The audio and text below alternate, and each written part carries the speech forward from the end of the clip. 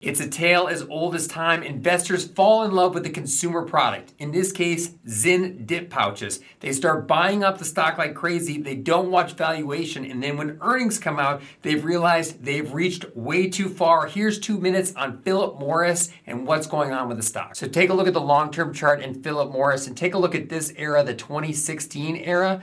And if you bought it up there, it was a really lousy time to buy. The stock basically did nothing for the next 7 to 8 years. So this is a chart of the PE of Philip Morris, and look at that 16 time frame when it was terrible time to buy. It was up here above 20x for a non-grower like PM.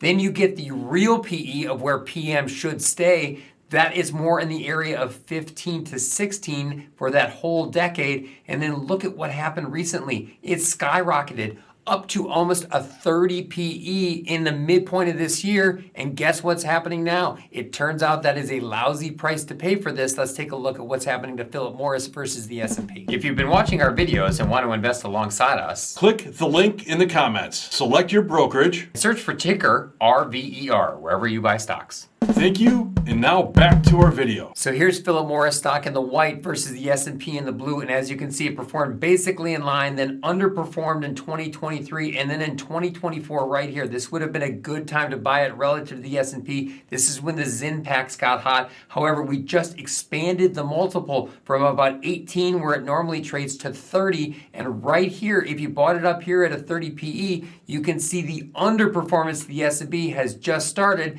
because you likely overpaid on valuation. So even when you've got a hot consumer item like Zyn, you got to take a look at PE or the multiple that you're paying for a stock. In history, paying a 30 PE or over 25 has been pretty dangerous in a stock like Philip Morris. It looks like that exact same thing happened in this case. Thanks for watching. We really appreciate it. All those likes and subscribes really help us. And if there's anything you guys want to see, hit us in the comments.